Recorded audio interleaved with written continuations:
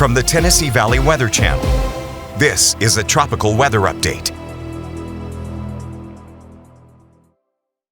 Fred Gossage here in the Tennessee Valley Weather Center on this Wednesday afternoon, September 3rd, 2025, with your daily regularly scheduled tropical weather update. Again, while Kelly is on vacation time this week, we're only going to do these in the afternoon. She will be back next week, and then we'll be back to morning and afternoon updates on these outlooks. But here we go. As of this afternoon, we have an 80% probability of our wave out in the eastern Atlantic becoming an official tropical system here over the next 7 days, and the possibility of that happening within the next 48 hours, the next 2 days, has been bumped up to this afternoon to 40%. So it's going to take a little bit of time for this to be a really organized system, but we are expecting tropical storm and probably eventually Hurricane Gabrielle out of this as we head late weekend and then into early parts of next week here. We have a lot to talk about. Still, this is looking at not a big threat to the United States as a high confidence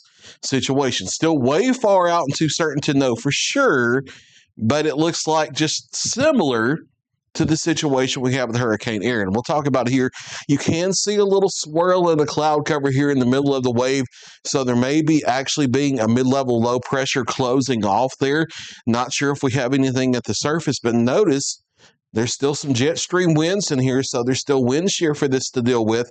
There's also still a little bit of dry air and dust for this tropical wave to deal with. So it's going to be a little bit before it strengthens here. I think it's going to need to get farther out into the central Atlantic before it can really develop significantly. But I do expect it to eventually become a tropical storm and probably a hurricane as we go later on down the road, talking about the end of the week, and then especially from the weekend into next week when we'll really see this thing take off. But these persistent cold fronts that we're having sweeping down across the eastern United States, these big troughs of low pressure in the upper atmosphere in the eastern United States and out into the western North Atlantic, that will likely put up a roadblock for this to head toward the United States and recurve it out into the open waters of the North Atlantic instead. It's still too far out to know for sure. If this was to hypothetically run at the United States, it's still more than 10 days away. So that means there's time for things in the upper level pattern over the U.S. to change a little bit. And we'll have to watch for that down the road. But for right now, the thinking is that the more likely solution is this to recurve off the coast of the Atlantic. Now, how close it gets to the east coast of the United States as it recurves, that's a big question. It's way too far out to even guess at that right now.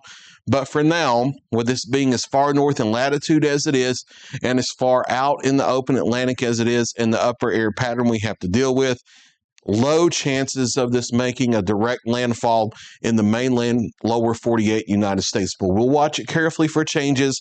We are far enough out in time that things can change, so we'll watch it carefully. Now, we usually don't focus on the Eastern Pacific here with these tropical weather updates. We usually focus on the Atlantic Basin and the mainland continental 48 United States.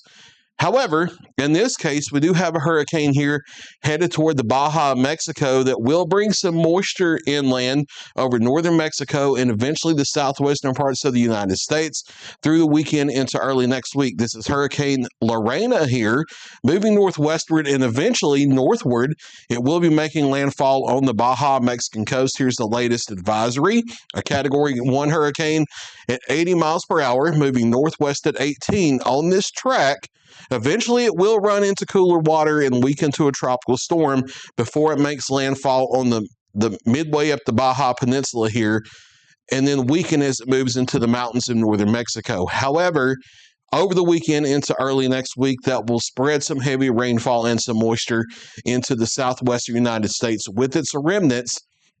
So just wanted to make you aware of that, is it will bring some locally heavy rainfall to parts of the southwest United States, and that may sneak over into West Texas as we head into early next week. Back into the Atlantic Basin, outside of our wave we're watching in the eastern Atlantic, not a whole lot going on. All this thunderstorm activity you see from the eastern Gulf through the Bahamas into the western Atlantic, that's all tied up in a cold frontal system from these troughs of low pressure that have been coming through and bringing our bouts of cooler air. So that's not tropical in nature. We're not expecting tropical development there. We'll slide over to the far eastern Atlantic and into Western Africa. We do have additional wave activity lined up in the intertropical convergence zone here into Western Africa. We will be watching that in the coming days as it rolls off the coast to see what out of that may have the potential for additional tropical development. As we head into mid-September and then onward into October, we do think that the global circulation pattern will once again become more favorable for sustained and organized tropical development. So it will be becoming increasingly possible that these will be systems of note as we head through the next several weeks. We'll watch it carefully as we move forward. The next name on the Atlantic list is Gabrielle. That is likely to be the system that's in the eastern Atlantic with an 80% chance of development. Then we have Umberto, Imelda, Jerry, and Karen, which may be a doozy. You know how that works. And down to Lorenzo after that. We'll see how far we get down the list. Hopefully not too far down the list. We're heading into what's considered the climatological peak of the Atlantic hurricane season based on long-term history of activity. That happens officially September 10th, but it usually historically stays active on through the rest of September and the first half of October before taking a downhill swing. And we can occasionally get systems even into November and occasionally even into December, although the Atlantic hurricane season officially ends at the end of November. We'll be watching it carefully. Our next regularly scheduled update here will be tomorrow afternoon, Thursday, September 4th, coming up at 3 p.m. Central Time.